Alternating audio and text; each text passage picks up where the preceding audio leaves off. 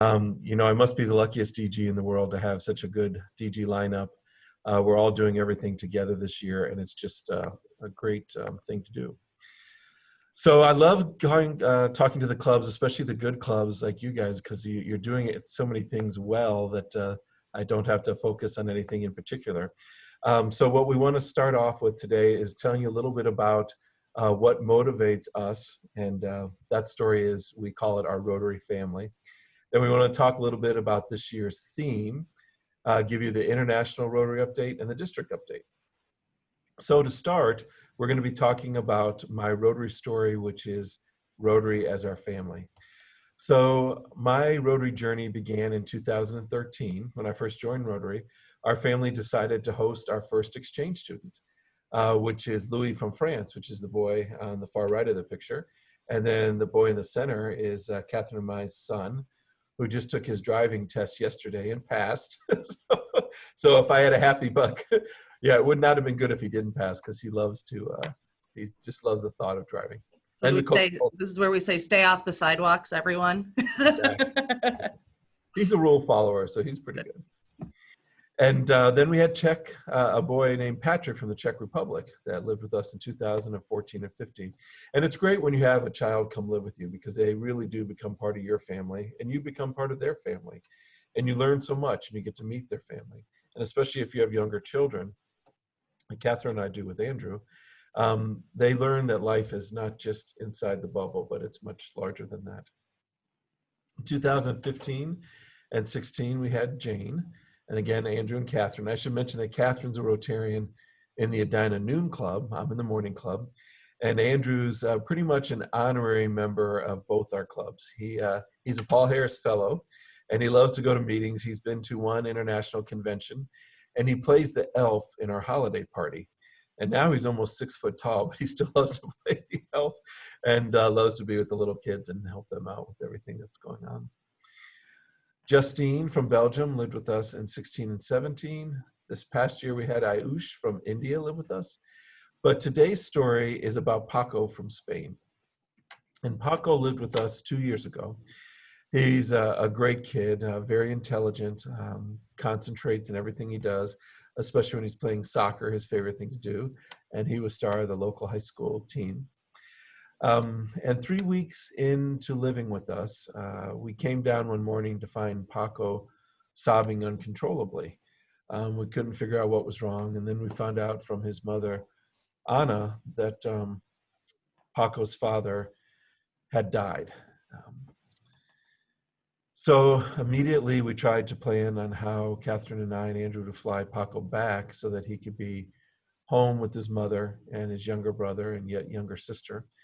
But Paco's mother told us that there wasn't going to be a funeral in Spain, and that Paco should stay here for the year.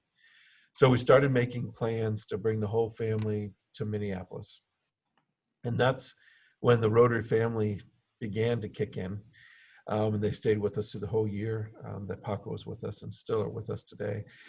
But Tim Murphy, who's in Catherine's club, started a collection to raise some dollars to help reimburse us for the flights for Paco's family, and my family contributed as well. And then we had a funeral memorial service for Paco's father, and over 200 Rotarians showed up. The reason why this was such a difficult thing for us to deal with is when Paco's mother arrived, she let us know that Paco's father had died from suicide after a long bout with depression.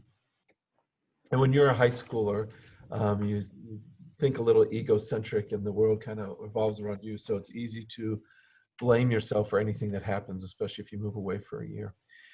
So it was a tough fall, but with the help of our Rotary family, we made it through.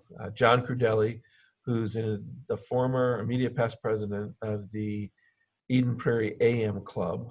He tells the story frequently at Camp Enterprise every year about how his father committed suicide. So he was able to relate to Paco in a way that we weren't able to. And he took Paco to concerts and things like that. You wouldn't believe how many Rotarians wanted to do things with Paco. And it ends up being a happy story.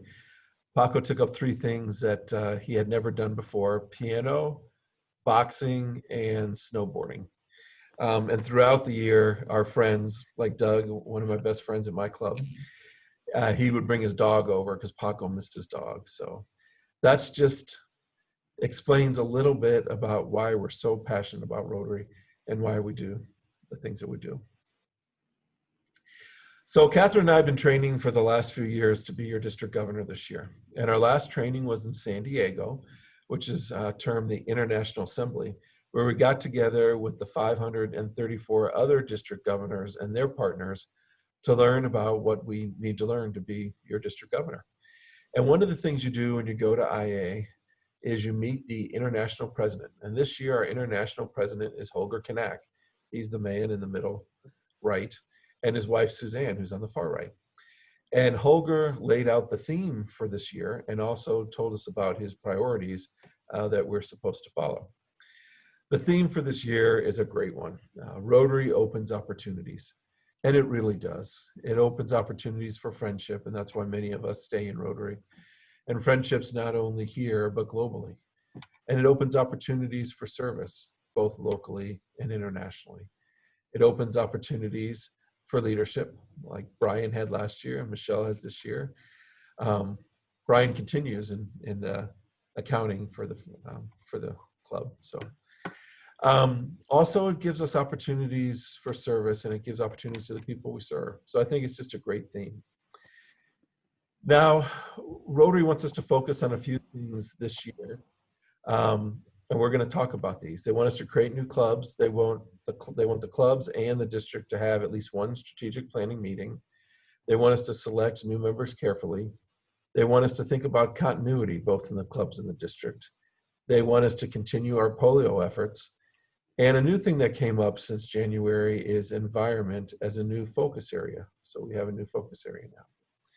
So we're going to start with talking about creating new clubs. And I'd ask Lloyd to come on and tell us about how we're going to do that.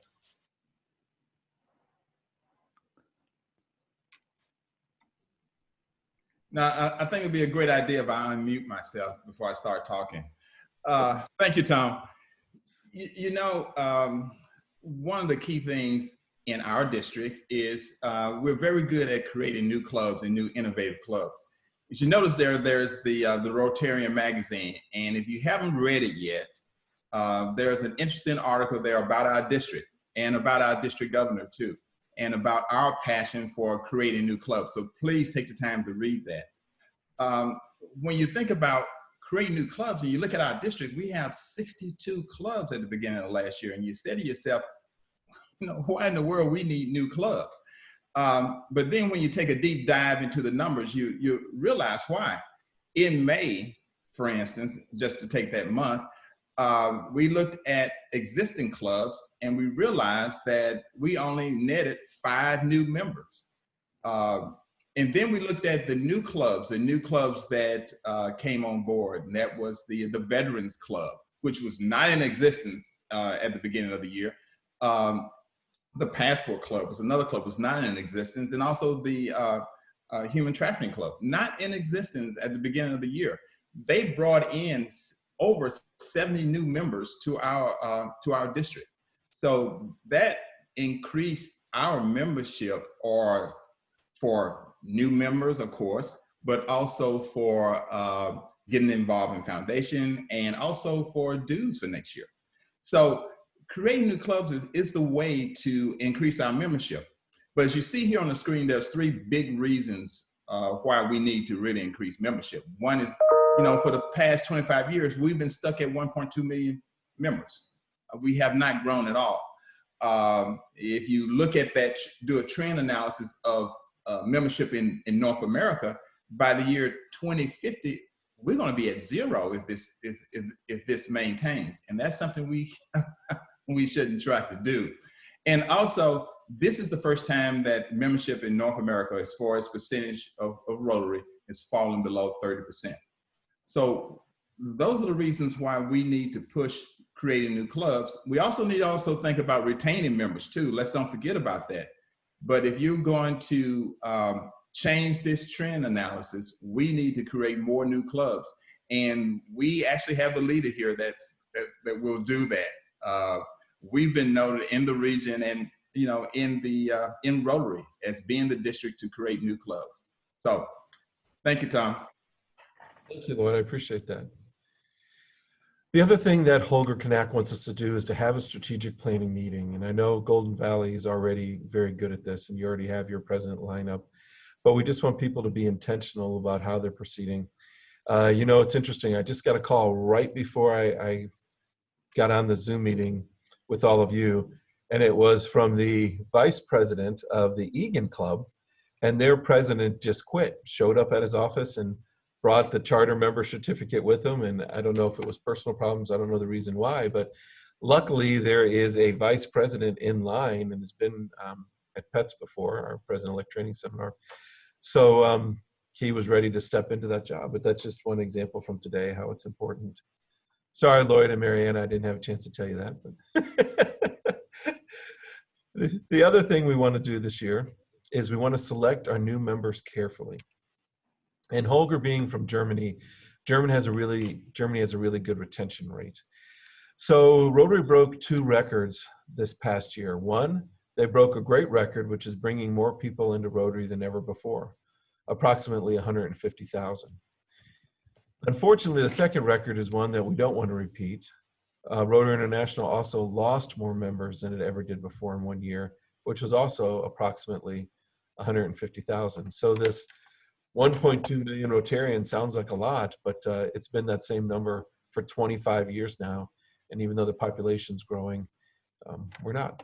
So when you select your new members, it's always good to have an orientation program, get them involved right away, and just be engaging like you were when we first entered the meeting today, welcoming everyone, talking to everyone. That'll keep them there for sure. So the next thing we want to talk about is continuity. Now, this is a graphic that someone who worked for Mariana at her hotel made up. Is there anything you'd like to say about this particular picture, Mariana? Yes, this is the only way I can achieve my dream of being tall like Tom and Lloyd. So thank you. But it's just conveys the concept that we're all going to do everything together. And it's just amazing that they're here today. And this is our 15th meeting, only 50 to go. So, but they have been through all these with me, and we're making all our decisions. We talk daily, and it's just great to know that the district's in good shape, no matter what happens. I feel honored to be able to serve with Mariana and Lloyd. And Mariana, can you tell us about your National Immunization Day trip? Yes, thank you, Tom. My husband and I had the opportunity to be a part of the National Immunization Day in India this past January. We met Rotarians from different states and also from different parts of the world, including England, Netherlands, and Japan. We may not speak the same language, but we all travel thousands of miles with one focus: to end polio. We team up with WHO and we went to villages that are considered to be slum area. We knock on door to door and look for children who are age 5 and under, and to be sure they have a chance to be immunized. Once they receive the oral vaccine, we paint purple on their pinky to identify that he or she had done so. 2 drops of polio vaccine prevents a child from being crippled, and Rotary made a difference in this child's life. So thank you so much for your continued contribution in support of ending polio. Thank you. Thank you, Mariana, for taking that trip, and thank you for telling that story. You know, we made a promise to the children in the world to eradicate this terrible disease off the face of the planet, and we are making progress towards that. The new topic that wasn't around in January went to training was this supporting the environment. So up until this time, Rotary has had 6 areas of focus, and now it has a 7th, supporting the environment. So what that means for the Rotary Club of Golden Valley and for the district is when we apply for district grants and global grants in this area, we're, better likely and more likely to get them. Now I'd like to have Catherine tell us about what's going on with our partnership with YMCA. Thanks, Tom. And it's so good to be with the Golden Valley Club.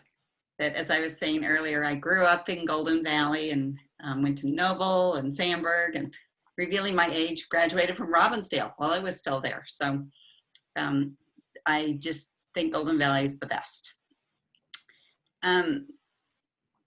So switching tones a bit, I think all of us were just shocked and a little bit paralyzed when George Floyd was murdered on Memorial Day weekend.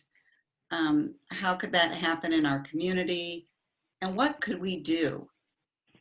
So Rotary, Tom, Mariana, Lloyd, and Russ, because it was still during that DG transition, really spent a lot of time thinking about what was the appropriate thing for us as a district to do.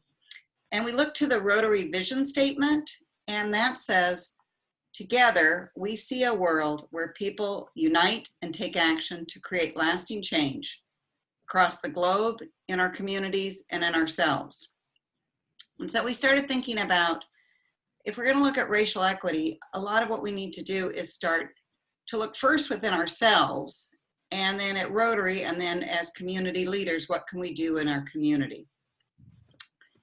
So we thought it would be better to partner with another organization that had experience facilitating this, leading these type of conversations. So YMCA a few years ago started a new organization within the Twin Cities YMCA, which is called their Center for Equity and Innovation. So we partnered with them, and what we're doing is a series of 3 facilitated conversations. The first one will start later this month. We're going to do 3 conversations within each part of this, so that we'll have a group of 50 where we can break down and actually have more conversations. So the first one will be about embracing our truth, learning more of what is our story in Minnesota, in Minneapolis, in Rotary about racial equity issues. The second conversation, which will take place in September, is about implicit bias, really recognizing that all of us have implicit bias. And then we hope that allows for some time for reflection, for some conversations among ourselves as Rotarians, and start to think about what's next. What do we want to do as a Rotary district, or what are we going to do in our communities to start to truly create a better story about racial equity across our district. Michelle, I know you're already signed up. What we're suggesting is that we have at least 2 members from each club participate in this, because then we have a bit of a cohort and people can talk to each other and start to lead some community change as well. So Tom, is there anything else you want me to add? No, just wanted to let you know there's a few things going on in the district currently among the clubs. Right. Minneapolis University has started a scholarship with the help of a district grant from the District Grants Committee. 8 different clubs participate in that, where they're going to be awarding a scholarship through the Wallen Foundation for a Black individual from the affected area. Also, there's been a couple of club forums. Bloomington has one scheduled with Mayor Bussey coming up. And Minneapolis number 9, Mariana and Lloyd and I attended a panel that they had last Friday at noon, which was very interesting. And we also have been meeting with other clubs who are in the process of doing things. And what we're going to try to do is publish these monthly, the things that are going on. So maybe we could all get together and work on a project and have a bigger impact. But there will be, as Catherine said, there's a series of 3 different talks. And the third talk is sitting down and actually trying to come up with concrete things that we can do to help the situation. And the district has pledged some monies to that. So thank you. Can I interrupt here for a minute? Yes, please. Okay. I just want to let you know that on September 22nd, the project director for Mapping Prejudice project is going to be speaking to our club. And I've requested that somebody from the Human Rights Commission also participate. So just let you know we're on track on the same topic. Thank you, Peggy. That's great, Well, Peggy. yeah. Golden Valley Rotary Club is so lucky to have Peggy Lippick in there to get such great programs. It's a good thing I'm in my club because I might have to switch and join this one. You're welcome here.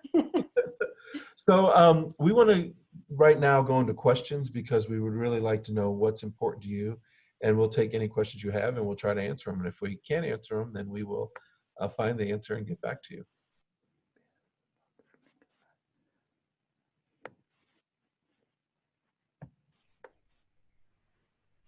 I've got I'm not sure how much of a question or a statement or shared learning, but since COVID and the inability to meet in person, and presuming that there will be a degree of distancing that will go on for a long period of time, I'm thoughtful of what opportunities this might bring to Rotary.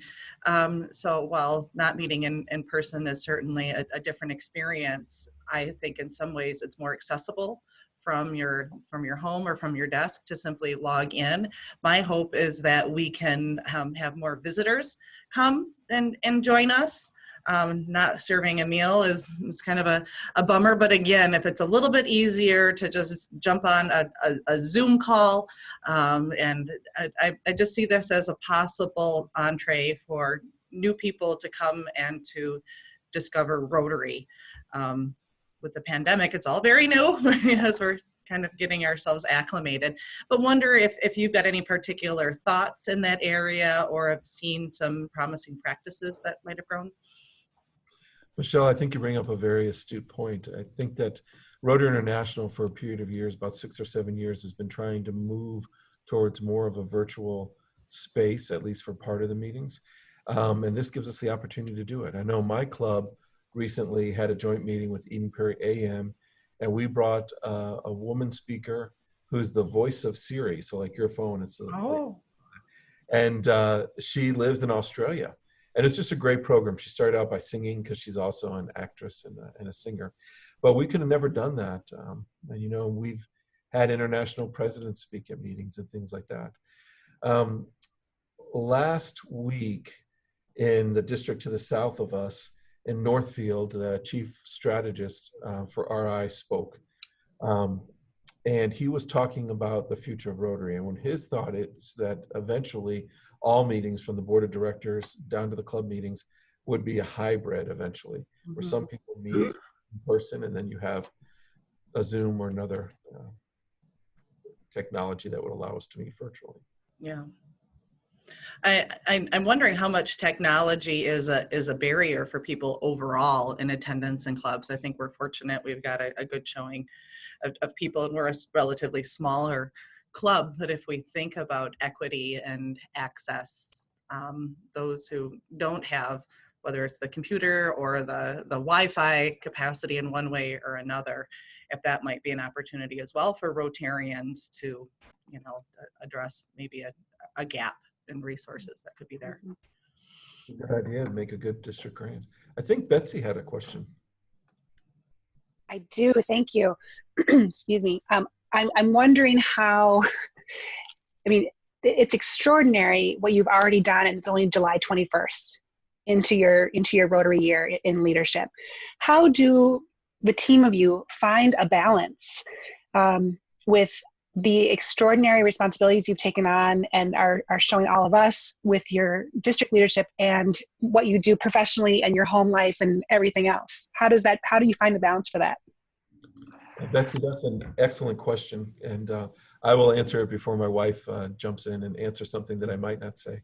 You know, I think you hit it right on when you said your team. The team is what does it. I know after a club visit last Friday, we had a discussion with a club president and another person, and their concern was they needed chemicals for cleaning because they're working closely with the Lake Street Council to try to help the businesses that were affected by the riots. So I just simply sent her an email when we were on the Zoom meeting of someone who I know who's in my club who owns a chemical business. And that's what he does, commercial cleaners, safe commercial cleaners. So, you know, they're hooking up today. So I think it's just we are very, very fortunate to be in the district we're in, because And we can cite numbers all day long where we have more membership than growth than any of the other districts in our zone combined, and fundraising and things, but it's because we have really, really good people. And I just feel very fortunate when I'm doing things such as setting a budget, which Mariana will be doing for next year and Lloyd the year after. We have a person who helps us with it. We have a public image team. We have a foundation team. We have all kinds of teams working on it. So it's really, it's a lot of help from a lot of people, like the people on this call right here. Same with Youth Exchange. So we're lucky. So I would add that it's Tom's total passion. But I think it's our family's passion, as he talked about at the beginning. So it is a family venture that we know is a big commitment, especially for this year. And as he said, I think the partnership he's got with Lloyd and Mariana and the whole district has made just a huge difference. But we all get energy in different ways, and Tom definitely gets energy when he gets to meet with other Rotarians and bring more people into the Rotary family. Thank you. I love hearing that in particular because we're so socially distanced, so that you've got good, strong connections. I think we're all more aware of it than ever. And so wonderful to see it at the leadership level. Yeah, I had asked a question about the exchange students, about there being a database, and Catherine, thanks for your response. I appreciate that very much. I know that the Owatonna Club did a Zoom meeting with exchange students from maybe 7 different countries. So we were trying to figure out how we could do that, because sometimes their institutional memory is as bad as human memory. So, Brian, I'm going to send you my contact information, and then I've got good access into the Rotary Youth Exchange database. I'm a country officer, so I'm happy to help you identify anybody you need. I don't know if anybody in your Golden Valley Club, do you guys host Rotary Youth Exchange? I can't remember.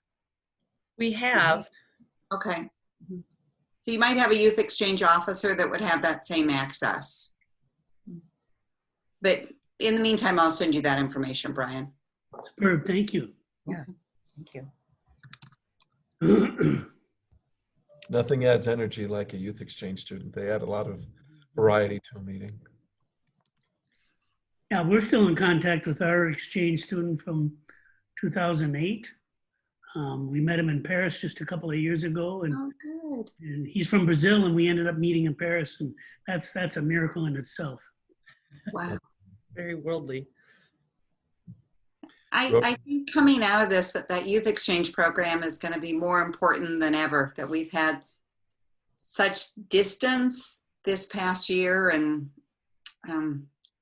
things that have taken us apart from one another, that I think the Rotary Youth Exchange is just a wonderful opportunity to bring people together and connections, like Brazil to Paris to Minnesota, that you would never have otherwise. Mm-hmm. Right.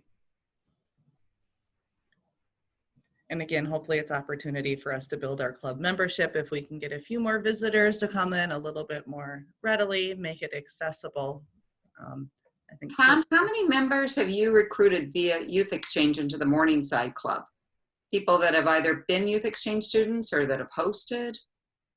It's amazing. We've actually gotten a few. We've had friends, Catherine and I had, that when we can't get enough host families from our club, and we always ask people to join our club, but when they say they don't have time, we've asked them to do exchange, be a host family.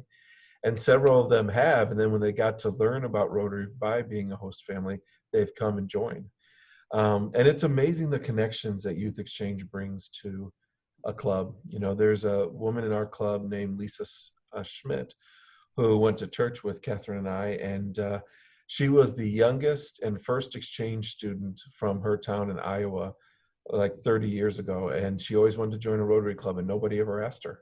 So eventually we did, and she joined, and so she's done a lot of work for the club. So. Never underestimate the power of the ask. Okay. Right. So The invitation is huge. So And true. even if they say no, you know, they know that you cared enough to ask them to be part of your club, and everyone likes that. You know, Okay. a lot of times when people say no, it's also because of the meeting date or the meeting time or the format. So we could change it up a little bit and maybe able to get different members of the satellite club. There is a club in London called Maidenhand Bridge, who meets the first and third Sunday of the month at 10:30 a.m. And they bring their children with them, and the adults play bridge, and the kids all play together. I mean, it works. You know, a lot of times traditional clubs like mine, when we were meeting in person, we meet at the country club. And even though we enjoy the crispy bacon, for my friends who have or want to take their children to the bus stop, they can't come visit our club, which means they can't go. Same with Mariana. She owns a hotel in Monticello, and her club meets at her hotel. But sometimes you can't get off work in the middle of the day. Maybe you just started the job, maybe you're a manager, or maybe it's publicly traded and you have to be there during trading hours. There's all kinds of reasons. So if you have a few younger people, you can have them be a satellite club and they can meet at a bar or any other place. But it's interesting because when we have these facilities, part of the use of those facilities requires these fixed cost meals, which sometimes aren't attractive to members when they're starting to join. You know, we have a club in the district that was a Thursday noon club, and some people wanted to move to Friday morning, so they did, and they lost a bunch of people. So a year later, they moved back to Thursday noon, and they lost more people. And then we've seen other clubs, and this is, you know, some of this stuff is counterintuitive, but we've seen other clubs that started a second club, like Egan, for example. And both clubs just really took off when they started the second club. So what Rotary has done is they've done a survey of the last 5 years when they start new clubs, and 88% of the people who join a new club are new to Rotary altogether. So I think a lot of times, I know when I was president, I was very territorial where I wanted to bring my friends into my club. I didn't have I had a very myopic view of what I realized is if they're good people, get them into Rotary, no matter what club. Because there were times that I took friends and brought them to Catherine's club, and they end up always bringing someone to your club. It's just timing might not work for some. So she's in a noon club and I'm in a morning club. Yeah. It's great to hear examples of how other clubs have adapted or tried different things. And I think if we remember that if we try something and it doesn't work, well, let's try something else, you know. Keeps it fresh. Lots of possibilities. Are there any other questions for Tom or other visitors? I don't know. This is Edward Leaf. Am I on speaker? We hear ya. I just wanted to say for the benefit of our district governor that what has consistently impressed me about our club is that it's so healthy interpersonally. I mean, people really like each other, and there's a can-do spirit, and I usually, over the years, when I've looked to join an organization that has various branches or clubs from which to choose, I've sampled a few. But after I made one visit to the Golden Valley Club, I said there's no need to shop around because it was such a positive vibe, and that's when we didn't even have a fancy meeting place, and that's continued. So it's just a very affirming experience. Edward, I think that's an excellent statement. I think it hits the nail right in the head, because the true secret of Rotary is the friendships we have. Because I know that, you know, for example, when I helped start the Veterans Club, they all wanted me to join that club. And I said, you know, I can't. My friends are in my club, and I brought new friends of mine into that club. I would never leave that club. The issue is that most of our Rotarians leave between that second and third year before they fully develop the friendships that, like you have, Edward, for being in the club for a long time. So if we can use different mechanisms, and that's why we like the cause-based clubs, Mariana, Lloyd, and I do, because people will drive a longer way for what they're passionate. Like the Vets Club, it's not that they're vets, it's that they're serving veterans. And that passion will have them drive an hour and a half to 2 hours to come to a meeting. While, you know, in my traditional club, people just mostly live around there. So. Yeah. I would just comment that you flatter me with thinking I'm a long-term member, but it's been what, about 3 years. So I'm one of the newer members, and I'll just make one more comment. And I think that we have done a wonderful job in our club of having a great fluidity of age, and so we have We have members who are energetic seniors, and we have quite young professionals joining, and everywhere in between. And there's just an ease of chemistry in that regard. I think you're right, Edward. I think there's a point, and maybe different people reach it at a certain time, but I have a friend in number 9, Lynn Swan, and she always talks about the capital R Rotarian. So when you join, you're a Rotarian, but then something happens. I think Betsy's right. It's you get asked to do something. Mhm. Like when Tim Murphy asked me to go to Honduras, it changed my life to see, people with infant mortality rate in their village of 85%, and then go to another village where Rotary brought clean water, and it's just all the kids are doing fine and they're in school, and the young ladies aren't dropping off because there's restrooms there, and the other villages with no water don't have restrooms. So you're right, Edward. It's when you have that moment. Sometimes it comes early. My next door neighbor asked me a couple dozen times to go to Rotary, and I kept saying no, and I finally said yes just so he'd stop asking. And then my club's very much like Golden Valley. They're very, very welcoming, and you just feel like it's the right place to be. So I think you are lucky to be in this club. I think it's a great club. I pulled up my notes from Don Anderson, who I don't think he's on with us today, but he had noted that John Mitchell, who was the first Golden Valley Rotary president, moved on to governor in the late 1970s, and Tom Perry served as the governor in the mid-1980s. Not sure how many other clubs in our district have even one past president to become governor, much less 2. So great history from Don as well. So I think you're right. Yeah. No pressure for current and past presidents, right? But if you want to, we can get you involved and we can help you. There it is. Your open invite. Well, thank you very much, Tom and Lloyd and Mariana and Catherine and Anya for joining us. We really appreciate the information. I find this inspiring as we think about what does our new normal look like, how do we invite others to be a part of Rotary, and how Rotary continues to evolve to really be relevant to members of our society and responding to the many needs that we see. So, unless there are any other closing thoughts, I'd like to move along to our 4-way test. And the first, is it the truth? Second, is it fair? Fair to all concerned. And Third, will it build and better friendship. Fourth, will it be Beneficial to all concerned. Meeting adjourned. I always do the virtual bong. Thank I'm you, trying. everybody. Have a wonderful day. See most of you next week, Tuesday. Bye. Bye-bye.